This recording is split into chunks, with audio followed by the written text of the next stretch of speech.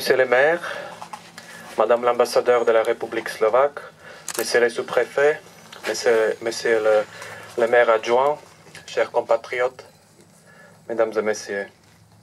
En introduction, j'aimerais bien remercier Monsieur le maire de la ville de Cognac, Michel Gourchincha, et en particulier son adjoint Monsieur Patrick Sedlacek, d'avoir accepté ma proposition d'organiser une cérémonie commémorative commune pour rendre hommage aux légionnaires slovaques et tchèques. Cette cérémonie est très symbolique car nous commémorons le centenaire de la Grande Guerre. Et la République slovaque, en tant qu'un des deux États qui ont succédé à l'ancienne Tchécoslovaquie, s'est ralliée avec fierté à la tradition des volontaires slovaques et tchèques, ayant combattu pendant la Grande Guerre aux côtés des Alliés en France, mais aussi en Italie ou en Russie. La France était l'un des pays clés qui a joué un rôle décisif lors de la création de la Tchécoslovaquie en 1918 et a soutenu la jeune République même dans les années suivantes. Nous sommes reliés par de nombreuses personnalités, parmi lesquelles j'aimerais bien mentionner au moins Milan Rastislav Štefanik, slovaque d'origine, mais en même temps général de l'armée française, astronome et l'un des cofondateurs de la Tchécoslovaquie. Les Slovaques et les Tchèques combattaient et mouraient aux côtés des Français pour la démocratie et la liberté au nom de la création de leur propre État dont ils portaient l'espoir.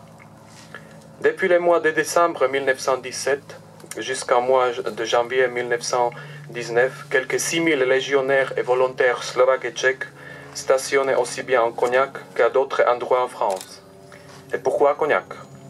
Car c'était à Cognac que se trouvaient les équipements militaires et civils appropriés et non affectés à l'exploitation. Progressivement, en 1918, furent formés dans la région à partir des volontaires slovaques et tchèques venus de la Serbie et de la Russie, le 20e et 22e régiment. Et avant la fin de la guerre, furent formés 2 régiments supplémentaires, le 23e et le 24e, composés des Slovaques et des Tchèques originaires d'Amérique.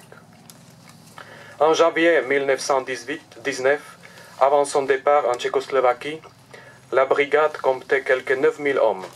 Il faut cependant rappeler que tous ces légionnaires ne sont pas répartis en Tchécoslovaquie.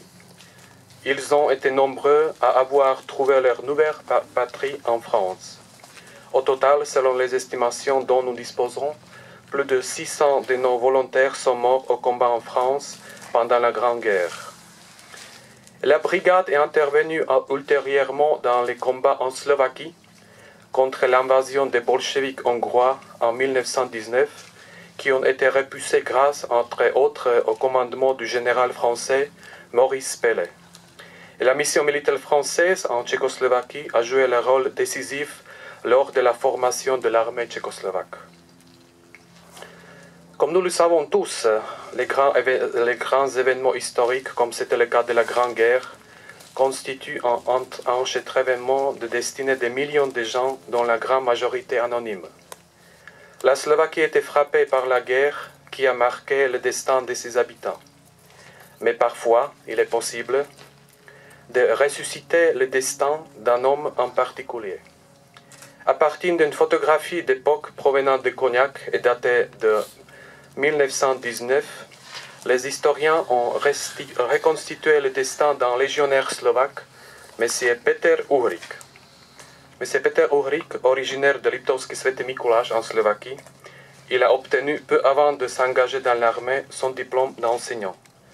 En 1916, il a entamé son service militaire au sein de l'armée austro-hongroise et après avoir terminé sa formation dans une école d'officiers, il a été envoyé au front russe et plus tard, en 1917, en Italie où il a été capturé par les soldats français.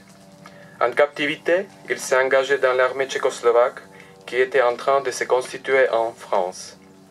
En qualité de légionnaire, il a été encadré en tant que fusilier dans la 6e compagnie du 24e régiment tchécoslovaque dans la ville de Cognac. Vers la fin de l'année 1919, il s'est retourné en Tchécoslovaquie indépendante et a continué de servir sous les drapeaux jusqu'à 1920 en Slovaquie orientale dans la ville de Košice.